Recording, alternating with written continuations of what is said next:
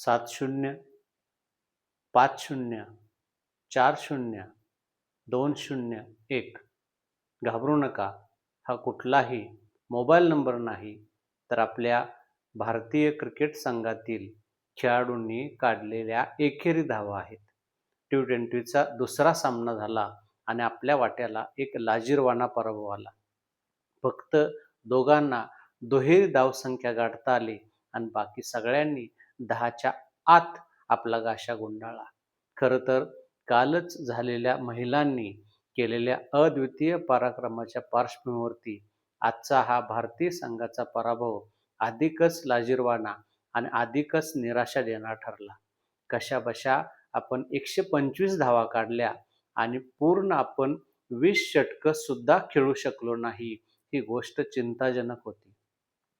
खरं तर मेलबॉर्नचं ऐतिहासिक मैदान, तिथली प्रेक्षकांची क्षमता आणि भलं मोठं असणारं आउटफील्ड या पार्श्वभूमीवरती विराटनं हारिस रऊफला मारलेला तो अलौकिक षटकार अजूनही मनामध्ये जिवंत असताना आजची कामगिरी इतकी लाजिरवाणी व्हावी या गोष्टीचा मनस्ताप नक्कीच कुठल्याही क्रीडाप्रेमीला होणं साहजिकच आहे.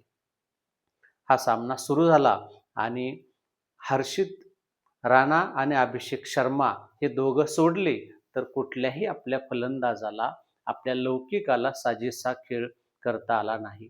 अभिषेक शर्मा चांगल्या फॉर्ममध्ये खेळत होता, परंतु त्याला स्ट्राईक देण्याइतपतही बाकीच्या खेळाडूंनी आपली फलंदाजी आणि आपली क्षमता वापरली नाही, याचा मनस्ताप तर नक्कीच होतो. त्याच्या वाट्याला अवघे 37 चेंडू आले आणि त्या 37 चेंडूमध्ये सुद्धा अभिषेक शर्मानं 68 धावा काढल्या. हर्षित राणा आज बऱ्यापैकी खेळला आणि त्यानं 35 धावा काढल्या. परंतु मेलबॉर्नसारखं जर भलं मोठं मैदान असेल तर इथं या मैदानावरती बऱ्याच गॅप असतात. तुम्हाला गॅपमध्ये चेंडू टोलवता आला तर 1च्या ठिकाणी 2 पळून धावा काढता येतात, 2च्या ठिकाणी 3 आणि 3च्या ठिकाणी 4 ही धावा पळून काढता येतात. एवढं मोठं हे मैदान असतानाही या मैदानावरती उंच फटके आणि मोठे फटके मारण्याची चूक आपण केली, जर चेंडू व्यवस्थित टाईम झाला नाही तर या मैदानावरती षटकार मारणं अवघड असतं आणि झेल होण्याची मोठी शक्यता असते. कशाबशा आपण 125 धावा केल्यानंतर ऑस्ट्रेलियाचा संघ ह्या धावा सहज काढेल ही अपेक्षा होती आणि झालंही तसंच. खरं तर हा सामना सुरू झाल्यानंतर हेझलवूडनं अतिशय अप्रतिम अशा प्रकारचा मारा केला. खरं तर हेझलवूड हा कसोटी दर्जाचा खेळाडू आहे. अचूक लाईन लेंथ, ऑस्ट्रेलियन भाषेत हार्ड लाईन लेंथ टाकणारा हा गोलंदाज आहे. एखादं बॉलिंग मशीन गोलंदाजी करतंय का काय, अशी शंका येण्या इतपत त्याच्या गोलंदाजीमध्ये अचूकता असते. त्याच्यासारख्या गोलंदाजाला मोठे फटके मारणे ही गोष्ट अशक्य असते हे माहीत असूनही त्याच्या गोलंदाजीवरती आपण रिस्क घेतो आणि त्याचा तोटा होतो. त्यामुळं इथून पुढचे उरलेले जे 3 सामने आहेत यामध्ये आपण जर सुधारणा केली नाही तर ही मालिका गेल्यात जमा आहे.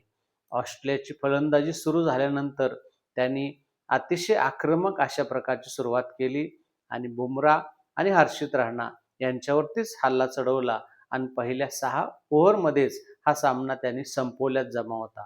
कागदावरती जरी 6 बळी गेले असले आणि बळी जास्त गेले असं वाटत असलं तरी सुद्धा प्रत्यक्षात हा सामना मात्र एकतर्फी झाला असं म्हटलं तर चुकीचं होणार नाही.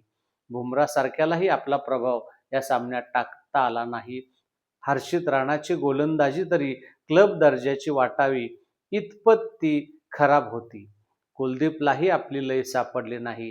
त्यातल्या त्यात बऱ्यापैकी मारा वरुण चक्रवर्तीनं केला, परंतु या धावा पुरेशा नव्हत्या आणि हे ऑस्ट्रेलियानं सहज सिद्ध केलं. खरं तर बुमराहला आपण T20 प्रकारात नेमकं का खेळवतोय हे कळत नाही, कारण हा T20चा प्रकार तरुणांचा आहे. बुमराहला कसोटी आणि एकदिवसासाठी राखीव ठेवलं तर योग्य होईल, कारण ऑस्ट्रेलियाचा संघ कमिन्स, स्टार्क याच्यासारख्या स्टार गोलंदाजांना या प्रकारच्या क्रिकेटच्या प्रकारात खेळवत नाही. आपण मात्र नको त्या ठिकाणी बुमराहचा मारा करतोय आणि या प्रकारामध्ये एखाद्याला मार पडला तर तो आत्मविश्वास गमावून बसू शकतो. खरं तर आपला बुमराह हा मुख्य गोलंदाज आहे. त्याचा योग्य आणि अचूक वापर आपल्या व्यवस्थापनानं आणि निवड समितीनं करायला हवा, हे मात्र नक्की होतं. कालच झालेल्या महिलांच्या विश्वचषकातील अद्वितीय कामगिरीच्या पार्श्वभूमीवरती आजचा हा लाजिरवाणा पराभव अधिकच खजील करणारा आहे. त्यामुळे उर्वरित सामन्यात आपला सूर्यकुमार यादवच्या नेतृत्वाखालील हा संघ बऱ्यापैकी कामगिरी करून आपली लाज राखेल अशी अपेक्षा करायला काही हरकत नाही. बघूया आता उर्वरित 3 सामन्यामध्ये आपल्या संघाला लय सापडतात ते.